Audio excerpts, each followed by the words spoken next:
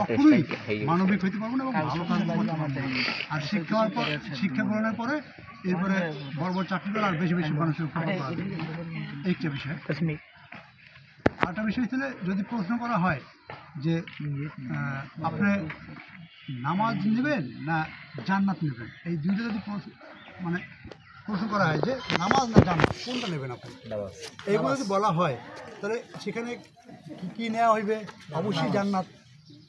আর এই জান্নাত নিলে তাহলে তো আমি তো লোভ করলাম, অর্থাৎ কি এই লোভের কারণে আমি জান্নাত নাও যেতে পারি, আল্লাহ তাআলা নাও নিতে পারে। আমি যদি নামাজ নেই তাহলে মহান আল্লাহ তাআলা সালাত বেশি খুশি হয় সালাত নেই। আর এইটুকু সালাদ যদি আমরা নেই তাহলে সালাদ আদায় করার পরে আমার জান্নাত কয়েকশো জান্নাত মহান আল্লাহ তাআলা দিতে পারে না? অতএব আমাদের উচিত বেশি বেশি সালাদ আদায় করা, মানবিক হওয়া এবং ভালো কাজে সম্পৃক্ত থাকা। সবাই ভালো থাকবেন। আসসালামু আলাইকুম। সংক্ষিপ্ত এবং আজকের তারুণ্যের বাংলাদেশের আজকের আয়োজনের সারমর্ম আমাদের শোয়েব তাসিল বলবে। আসসালামু আলাইকুম, আমি শোয়েব তাসিল, তারুণ্যের বাংলাদেশ যুব সংস্থার সব আহ্বায়ক বা আগে বর্তমান সভাপতি হিসেবে দায়িত্ব গ্রহণ করব। তো আসলে আমরা পাথরঘাটার সংগঠন, আমরা স্থানীয় সংগঠন হিসেবে চাই যেন আমাদের পাথরঘাটার ব্র্যান্ডিং হয় এবং পাথরঘাটার উন্নয়ন হয়।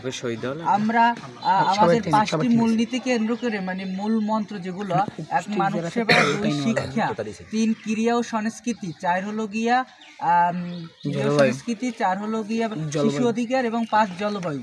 এই 5টা মূল মন্ত্রকে কেন্দ্র করে আমরা সামনে এগাতে চাই এবং এর ফলে আমরা যেন মানুষের উপকার হয়, মানুষের কল্যাণ হয়, সেই কাজগুলো করতে চাই।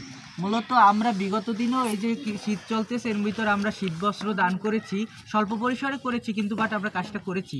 তারপর ইতিহাস ঐতিহ্যকে কেন্দ্র করে কিছুদিন আগে শহীদ বুদ্ধিজীবী দিবসে আমরা এই স্থানটিতেই মোমবাতি প্রজ্বলন করেছিলাম।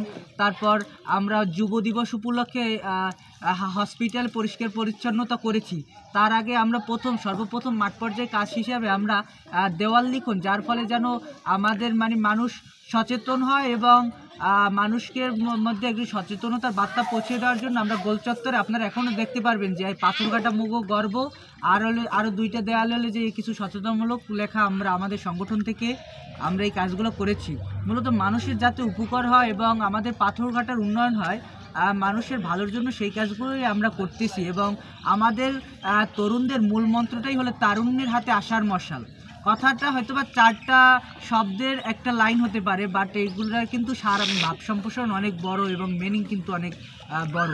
তো সুতরাং আপনারা আমাদের জন্য দোয়া করবেন যেন আমরা সামনের দিকে এগোতে পারি এবং আমাদের এগিয়ে চলা বা আমাদের যে যেন মানুষ যারা তরুণদের মেধার বিকাশ হয়, সেজন্য কিন্তু আজকের এই চিত্রাঙ্কনটারও আমরা আয়োজন করেছি, যাতে ওদের মেধার বিকাশ হয় এবং ওরা যেন ওদের প্রতিভাটাকে ফুটিয়ে তুলতে পারে। তো সব মিলিয়ে আপনারা আমাদের জন্য দোয়া করবেন যেন আমরা সামনের দিকে এগোতে পারি। এবং গত 3 মাসে আমাদের আহ্বায়ক কমিটি ছিল, যেটা আজকে বিলুপ্ত করে আমাদের 1 বছরের জন্য পূর্ণাঙ্গ কমিটি করা হয়েছে। তো সবাই ভালো থাকবেন এবং আমাদের সংগঠনের সবসময় পাশে থাকবেন এবং দোয়া করবেন আমাদের জন্য। তো আমি আর আমার বক্তব্য বাড়াতে চাচ্ছি না, সবাইকে আবার শুভেচ্ছা জানাচ্ছি। আল্লাহ হাফেজ। তো এ পর্যায়ে বক্তব্য